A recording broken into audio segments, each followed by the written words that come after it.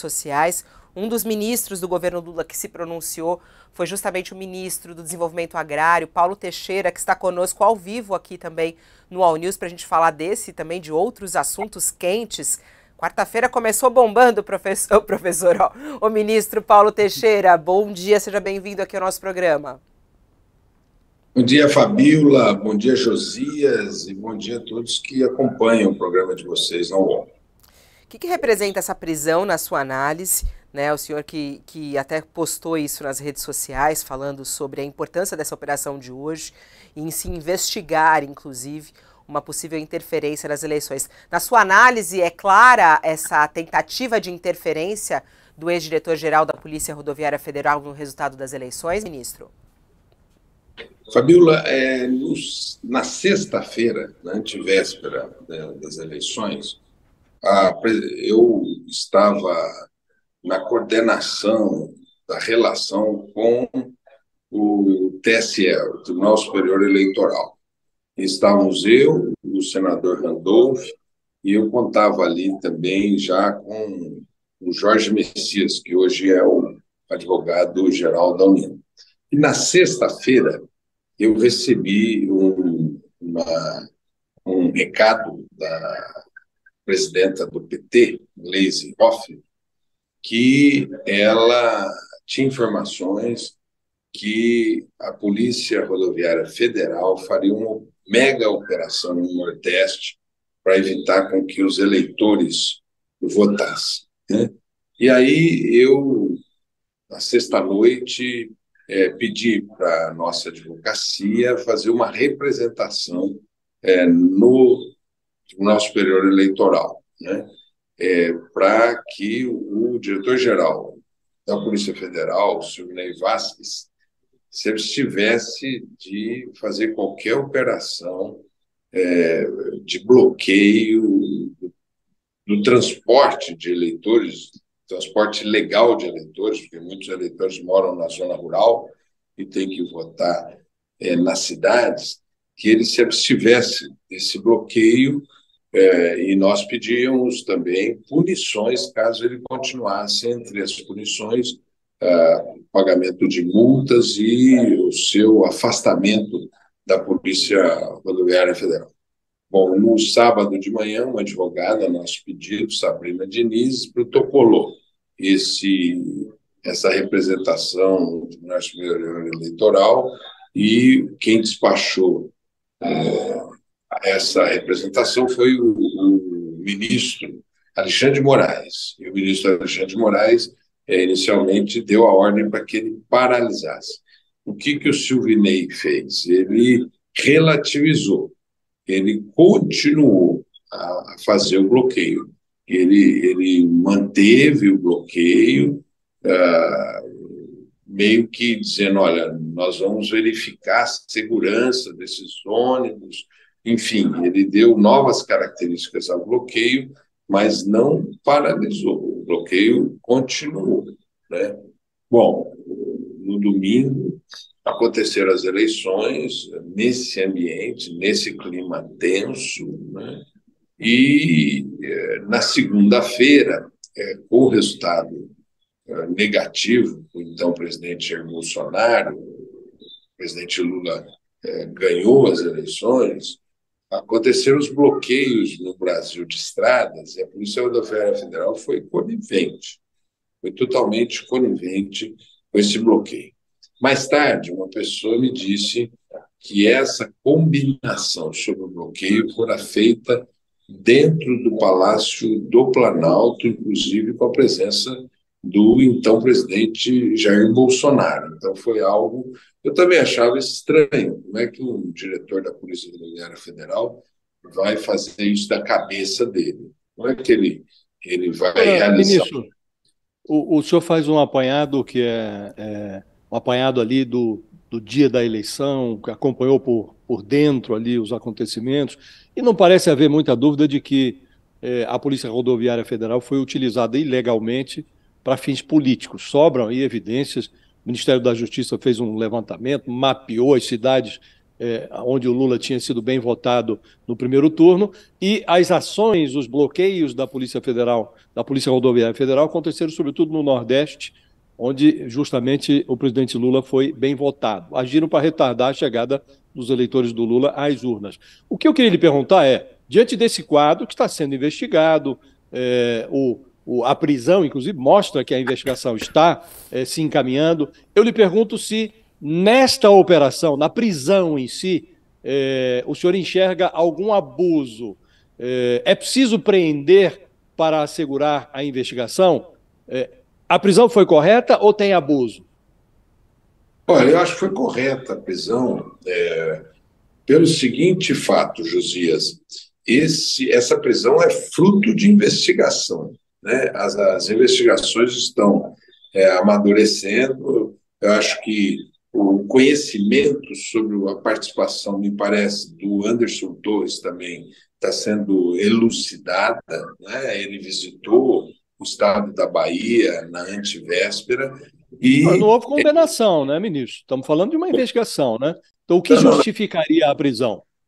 Olha, agora, o que justifica a prisão é você não perder a capacidade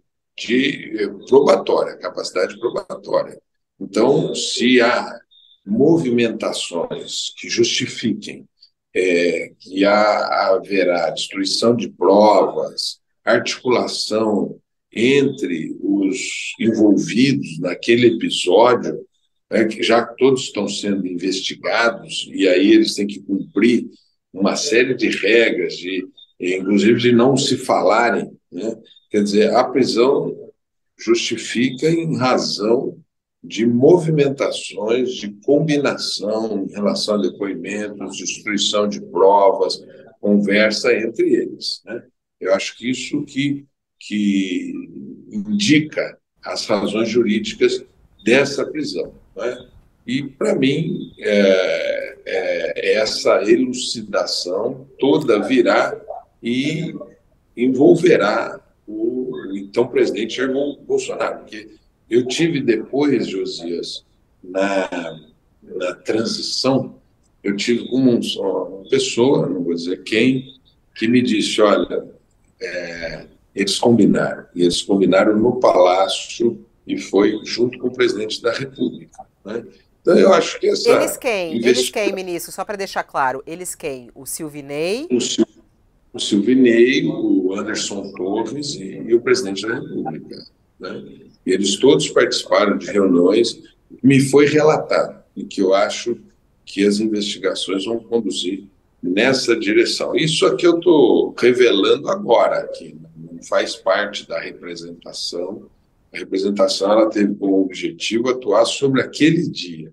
Eu não tive... Mas era ilação ou era informação? De onde vinha a informação? Não, a informação foi uma pessoa muito influente que frequentou o Palácio do Planalto naquele tempo. Não é ilação, são informações. Mas, volto a dizer, eu tive essa confirmação da informação, sendo que a Gleisi tinha a informação inicial que foi que... E o senhor não pode dizer quem foi que disse? Não, eu não vou dizer, porque é uma fonte que não pediu para não ser divulgada. E a sua expectativa é de que, no final, o Bolsonaro também será preso? A minha expectativa é essa, porque o relato dessa pessoa que confirmou a informação que a Gleisi havia tido é que o presidente Bolsonaro ele participou dessa articulação. O resultado dessa operação de hoje é justamente sobre esse pedido de vocês, não? Inclusive da Gleisi, essa representação que foi feita? Eu acho, quando a partir do momento em que nós representamos, né, e relatamos a existência, a possibilidade de existência dessa operação, e ela se realizou, ele cometeu um crime. Inclusive, o Alexandre de Moraes despachou nessa representação já no sábado, pedindo que ele se abstivesse, né? Enfim, ele agiu, né? Mas ele continuou a sua operação. No sábado, o senhor fala só para esclarecer, né, ministro? O sábado pré-eleitoral, né? Foi na véspera da eleição. Né? Na véspera da eleição, o ministro Alexandre de Moraes despachou, mandando... Agora, a pergunta da Fabíola, ministro, ela faz sentido, porque a representação do PT, ela se deu no âmbito do TSE, né? O inquérito aqui está transcorrendo no Supremo Tribunal Federal. Parece não haver relação entre uma coisa e outra, né? Não, acho que há, porque, na verdade, era o cometimento de um crime, né, por uma alta autoridade do Estado brasileiro, né, que, creio eu, tinha foro privilegiado. E aí já é uma ação criminal, uma ação penal. Então, justifica estar no Supremo Tribunal Federal. Agora, e se tiver... Agora, o senhor acha que, claro, Lula venceu as eleições, foi com uma diferença pequena de votos em relação ao Bolsonaro. O senhor acha que o objetivo deles foi, de certa maneira, alcançado? Houve interferência no resultado das eleições? Quer dizer, prejudicou a votação a Lula, na sua análise? Na minha opinião, prejudicou. Na minha opinião, prejudicou porque desestimulou muitos eleitores de votarem. Muitos eleitores, a partir dos bloqueios, voltaram para suas casas. Voltaram para suas casas porque não tinham como continuar. E eles jogaram tudo para reverter o resultado, mas, felizmente, não conseguiram. Né? Esse foi, digamos, o derradeiro movimento que eles fizeram para tentar ganhar as eleições.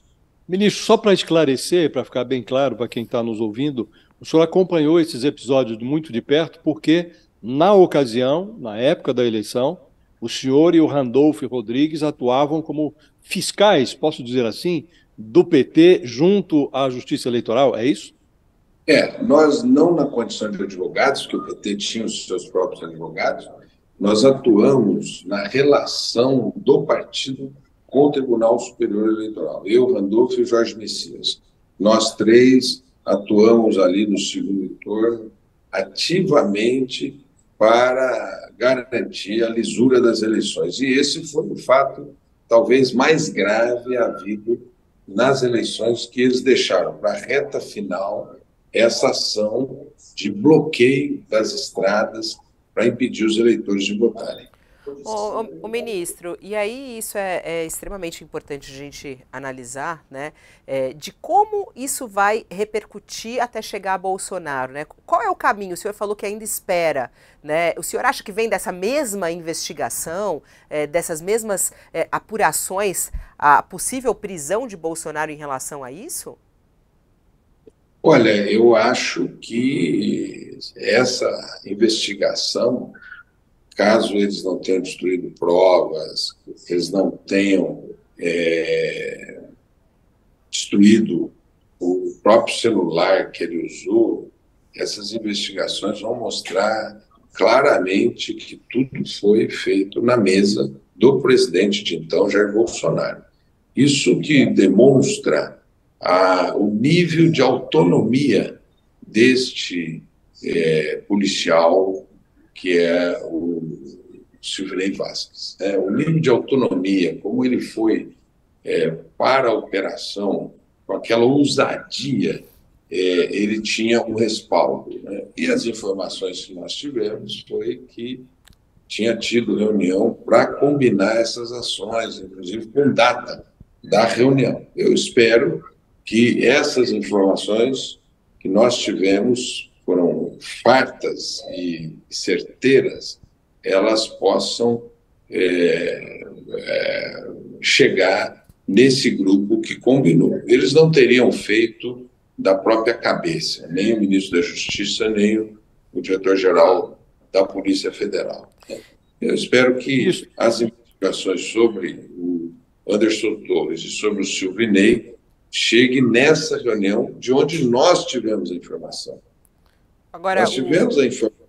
Diante dessas informações que vocês tiveram acesso, o senhor está falando de datas, detalhes, Diante disso, então, ontem, no depoimento lá na CPI, Anderson Torres mentiu na sua análise? Eu acho que sim. Acho que ele mentiu porque ele participou dessa operação. Evidentemente, ele está tentando se proteger dessa investigação, mas ele mentiu ontem na CPI porque ele participou dessa operação. Ministro, eu queria aproveitar a presença do senhor aqui para tratar de um outro tema. O senhor deve prestar depoimento essa semana na CPI do MST, né? Salvo engano meu, está marcado para essa quinta-feira agora a sua ida à CPI. Por que o senhor foi chamado e o que espera desse encontro? Espera ser bem tratado? Acha que a CPI do MST está sendo bem conduzida? O que vai acontecer nessa quinta-feira? Olha, Josias, eu estou sendo chamado porque eu sou o ministro do Desenvolvimento Agrário e Agricultura Familiar do presidente Lula, né? Eu espero ser bem tratado. Espero esclarecer o que está acontecendo hoje no Brasil em termos de conflitos agrários, né? Demonstrar, principalmente, que esses conflitos são gravíssimos e estão acontecendo no sul do Pará, estão acontecendo no sul do Maranhão, no Tocantins, no pedaço do Piauí, e eles nada têm a ver com o MST. Nada tem a ver com o MST. Tem, no Pará, conhecidos grileiros que são verdadeiros matadores. Inclusive, a última providência que nós tomamos foi pedir à Força Nacional para proteger os assentados de um assentamento chamado Divino Pai Eterno, no sul do Pará. Morreram 56 pessoas no último ano do governo Bolsonaro em função desses conflitos. Vou também mostrar o que está sendo feito para a superação desses conflitos. E vou mostrar que não há no Brasil hoje o que alegam haver uma onda de ocupações, não há. Não há. Todas as ocupações, o MST se retirou das ocupações acreditando na capacidade de negociação que nós temos no governo do presidente Lula. Portanto, eu espero uma boa sessão, uma sessão esclarecedora, uma sessão tranquila. Eu também, né, Josias, eu sou parlamentar, né, licenciado, né, e ali é um ambiente que não me é estranho. O fato de eu ser um parlamentar licenciado não quer dizer que eu não serei muito respeitoso. E vou dialogar ali também, além do parlamento, com a sociedade brasileira. Ministro, aliás, tem vários momentos... Oi? Por favor, Fabiola. Eu queria colocar um trecho de ontem da CPI, Josias, porque você até perguntou para ele sobre o que ele tem achado da CPI. Ontem, o ex-ministro, né, o deputado Ricardo Salles, que é integrante da CPI, ele levou lá uma ex-militante do MST que fez algumas acusações ao MST. Depois o filho dela publicou um vídeo desmentindo. Mas foi um momento quente da CPI, isso está viralizando até nas redes. Vamos colocar um trechinho para a gente relembrar esse episódio de ontem.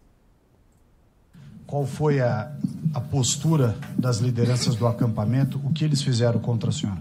Eu quero que vocês mostrem o vídeo que muitos de vocês aqui já viram. Eu quero que vocês mostrem os vídeos que muitos de vocês aqui viu. O que me aconteceu. Ok, vamos aguardar o vídeo então. Pode passar.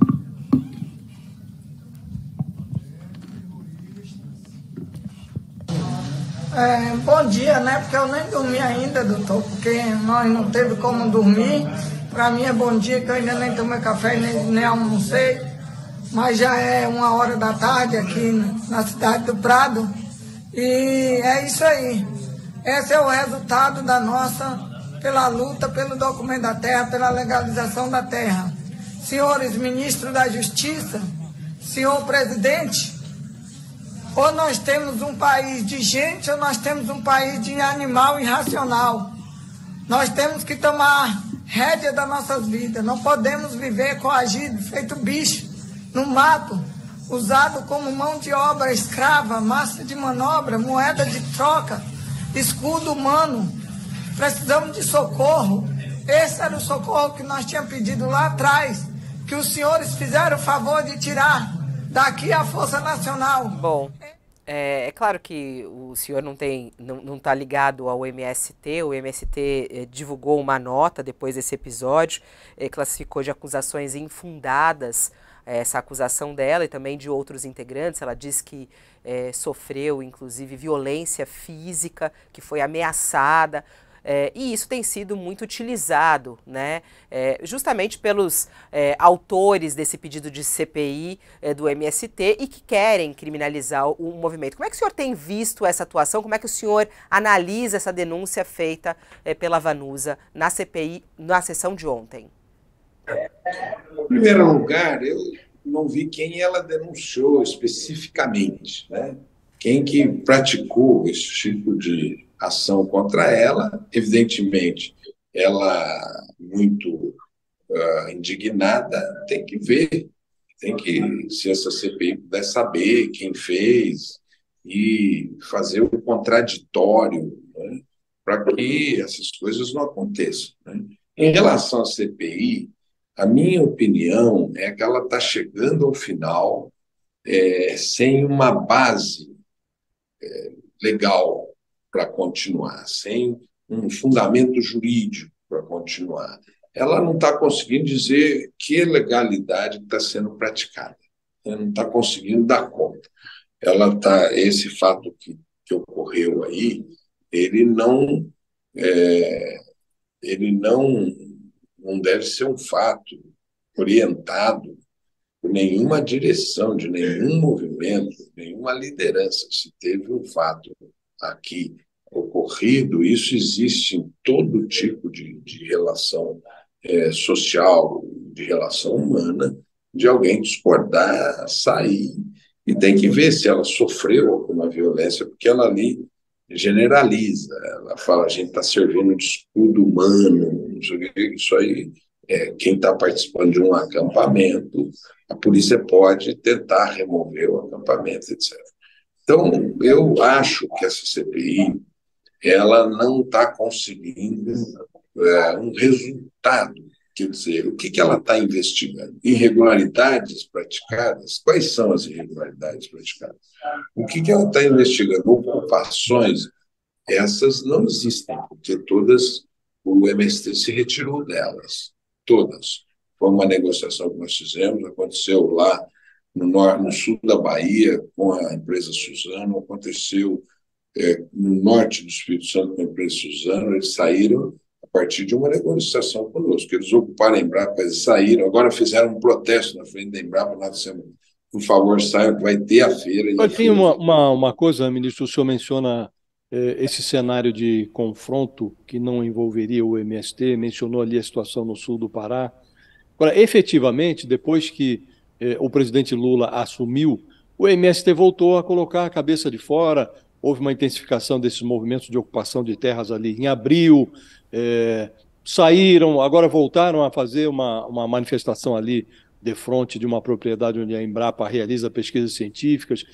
O senhor acha que o MST erra, que o MST está fornecendo material para os adversários do governo durante um governo no qual com o qual o MST, em tese, teria um diálogo privilegiado? O movimento erra? Eu não vejo assim, viu, Josias, porque tudo que eles fizeram teve um caráter de protesto. E o protesto nós não podemos, de forma nenhuma, impedir. Não podemos impedir a existência de protesto. Veja, agora teve uma passeata de vários movimentos, a CPT, a CONTAG, o MPA, a FNL, o MST, lá em Alagoas, certo?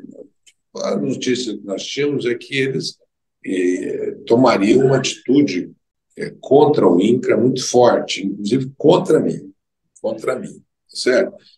A nossa equipe do INCRA, o presidente César Aldriga, Rose Rodrigues, foram até o Alagoas, fizeram um grande debate com eles. Eles terminaram de uma maneira muito positiva com uma agenda de negociação conosco.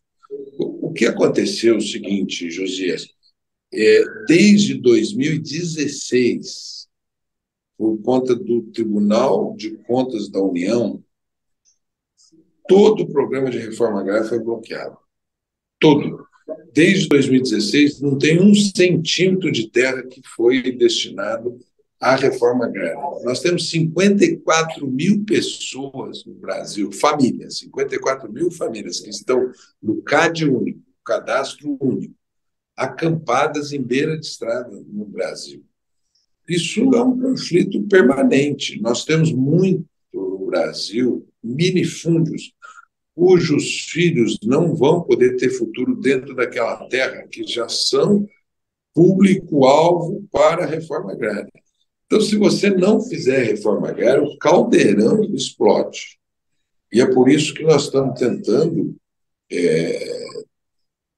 de maneira negociada, retomar os programas de reforma agrária para aliviar, inclusive, em função da tensão que isso gera com quem tem áreas produtivas, com receio de que essas áreas sejam ocupadas. O programa de reforma agrária serve aos trabalhadores, mas serve também a quem tem a sua propriedade e tem medo, né? Serve a toda a sociedade. Serve para diminuir a pobreza, a miséria, serve para incluir, né? E a gente vai propor agora um programa de reforma agrária mais robusto, tudo isso, mas é necessário retomar. E o que o MST fez foram meros protestos e a democracia os compreende. A gente tem também a participação, né, a presença do ministro Rui Costa lá, né? É isso, ministro? Ele vai? É isso. Eu não vejo nenhum problema do ministro Rui Costa ir à CPI, vai prestar todos os esclarecimentos. Veja, o ministro Rui Costa vai na CPI, se eu não me engano, hoje, não é isso? Hoje, isso. Hoje. Ele nem sequer me ligou para ir para lá, porque acho que é tamanha a tranquilidade dele quanto a esse episódio, que ele não tem conhecimento de haver qualquer irregularidade no Ministério na relação com o MST ou outras irregularidades poderiam haver. Então, ele vai, eu acho que vai bem, não temos que temer qualquer problema. Ô, ministro, até só para a gente encerrar nossa entrevista aqui, a gente abriu falando sobre a prisão, né, de Silvanei Vasquez, e o senhor, logo no início, trouxe a revelação de que o senhor e a presidente do PT, Gleisi, sabiam da operação que ia acontecer da Polícia Rodoviária Federal na sexta-feira, né, 2 dias antes, inclusive, da operação que aconteceu no dia 30, que foi no dia das eleições, né? Na época, vocês fizeram algum ato naquele dia? Não, só para ficar claro isso, porque o senhor falou da representação que foi apresentada, isso foi na sequência quando a operação realmente aconteceu, não é isso? Quando vocês souberam, vocês tentaram fazer algo para evitar? Como é que vocês descobriram isso? Porque operações como essa são absolutamente secretas, né? Não, nós tivemos a informação que essa operação tinha sido preparada dentro do Palácio. Na sexta-feira, quando eu tive a informação, nós preparamos a representação do Tribunal Superior Eleitoral, que foi protocolada na primeira hora do sábado, pela advogada Sabrina Diniz. Então, nós adotamos uma providência imediata junto ao Tribunal Superior Eleitoral. E eu quero aqui dizer que o ministro Alexandre de Moraes foi também extremamente célere no sentido de instaurar o procedimento e comunicar à Polícia Rodoviária Federal, porque já começaram a acontecer essas operações já no sábado, né? E assim, a providência nossa foi imediata. Essa reunião não aconteceu na véspera da eleição, não. Essa reunião no Palácio aconteceu bem antes. Nós tomamos conhecimento na sexta-feira e protocolamos no sábado de manhã, via eletrônica, a A petição missão do dele nosso... da operação foi na hora do voto, né? Que foi no domingo. Não, ele começou a operação no sábado. Sim, não, mas eu digo, a decisão do Alexandre de Moraes de mandar suspender imediatamente essa operação aconteceu no Foi no domingo. sábado. No sábado? Já no sábado, o ministro No Alexandre de domingo, Moraes... no domingo, salvo engano, ministro, no domingo o Alexandre de Moraes convocou o Silvinei para comparecer no TSE e determinou a ele que cumprisse a decisão tomada na véspera, não é isso? É isso, é isso. Tá certo. Eu acho que ficou esclarecido agora. Ministro Paulo Teixeira, muito obrigada por estar aqui conosco nessa manhã. Um bom dia ao senhor, bom trabalho. Obrigado, Fabíola. Obrigado, Josias. Um bom dia a todos vocês. Obrigada, Josias, também pela sua participação. Olha só, a gente ficou sabendo aí de mais coisas, né, Josias? Desses detalhes muito mais aí. Coisas, né? É uma pena que o ministro não nos diga, quem foi o traíra do bolsonarismo que contou para o PT que essa operação seria realizada no dia da eleição, né? A operação da PRF, porque o ministro dá a impressão de que teve uma informação de bastidor proveniente do grupo do Bolsonaro, alguém que presenciou por dentro, no governo, a montagem dessa operação, que agora está sendo investigada, né? A ação da Polícia Federal no dia da eleição para bloquear o acesso de eleitores do Lula às urnas. Então, é muito mais grave. Se confirma isso que o ministro está dizendo aqui, se de fato houve uma reunião formal com o Bolsonaro, o Anderson Torres, em que isso foi planejado, combinado, aí é mais grave do que supunhamos todos nós, né, Fabíola? Isso não nasce do nada. É evidente que houve uma combinação. Agora, se essa combinação se deu dessa maneira, uma reunião formal, em palácio, com a participação do presidente, aí a conspiração ganha contornos mais graves. Nossa, é gravíssimo, né? Imagina programar tudo isso, chamar o ministro da Justiça, chamar o diretor-geral da Polícia Rodoviária Federal, determinar a operação, que teria começado, inclusive, no sábado, segundo ele, já evitando que as pessoas se dirigissem a locais de voto, principalmente no